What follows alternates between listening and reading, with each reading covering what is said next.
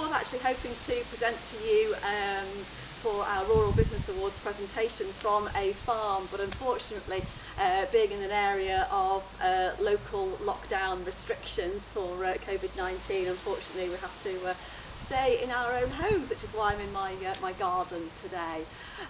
Hopefully you will have received a copy of the Farmart magazine in the post. For anybody that's not come across the publication before, it's a free monthly directory of agricultural products and services which gets sent out in the post and is also available to pick up from various dispensers and livestock markets and retail outlets across the Cheshire and every surrounding county. So North Wales, Lancashire, Derbyshire, Staffordshire and Shropshire. It's a subscription publication, so people have to request to receive a copy, although they don't pay for it. But that's how we know that it goes out to genuine working farms and it's not just sent out like junk mail. It's not a new publication at all. It's been going for about 37 years. In fact, I actually grew up on a sheep farm in Cheshire, and this was around all the time, and I ended up working for the company for about 9 years until the MD announced his retirement about 18 months ago. I thought it was a perfect opportunity to buy the Farmart magazine, and I could see some real possibilities for expansion and growth within this sector. So we've, over the past 18 months, very much widened the radius of where it gets distributed to and expanded the kind of companies that advertise in here. So it's a real support network for any rural business or farmer that needs to buy agricultural products and services.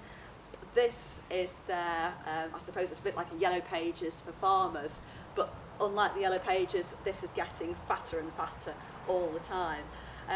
The kind of companies that we have in here advertising in the Farmart range for anything from agricultural solicitors and accountants to practical foot trimmers to tractor sales and machinery repair people. So it is a real miscellany of different products and services that anybody would want to buy.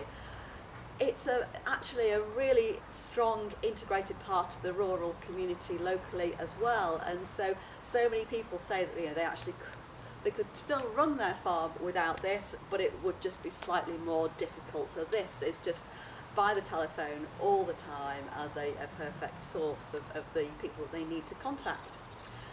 Every month we have around about 160, 170 businesses that advertise in here.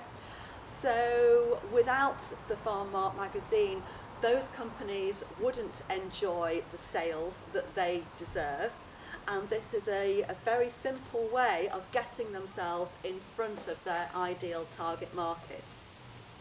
Of course, we actively encourage them to market themselves in a variety of ways, and obviously they use social media channels and the internet differently to promote themselves as well. But we know that this works. This sits by the telephone and on farm kitchen tables, unlike some kind of Facebook post that might disappear within a day.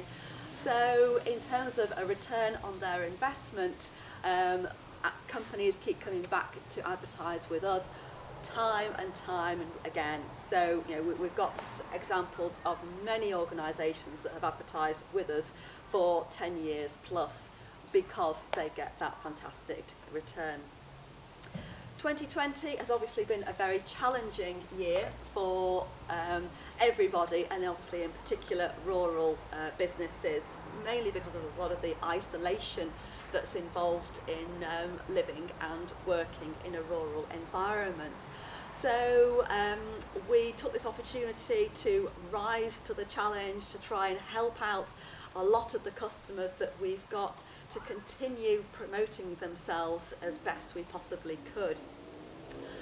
In our May magazine, we offered free advertising space to any local agricultural or rural charity or group to tell farmers what they were able to help them with in any kind of support network, and that was very well received. In our June magazine, ordinarily a lot of our advertisers would have had a trade stand at the Cheshire Show. That couldn't take place, so we gave them additional free space in our June edition to try and write an article about the products or services that they would have exhibited at the Cheshire Show. And in our July magazine, we extended that to invite a lot of the advertisers that work with us to send us promotional videos. We put those videos on our website, and we picked an advertiser every single day to promote on our social media channels and to promote those videos, and that was really well appreciated again by those customers and advertisers that we work with.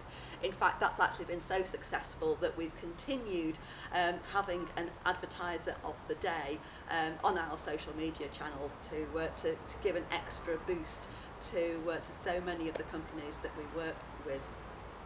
So the Rural Business Awards, last year we entered and we were so excited to be the winners of our regional heats. We didn't quite make it to be winners of the national final, but we've worked so hard over the past 12 months. We've grown, we've learnt so much about working in the rural community, and we are such an integral part of the lives of farmers locally. So I think that's some compelling reasons why we should be given consideration to be the winner in this particular category this year. And I hope that the Rural Business Awards will continue for many years to come, because I certainly know that we've benefited incredibly by being involved in the past.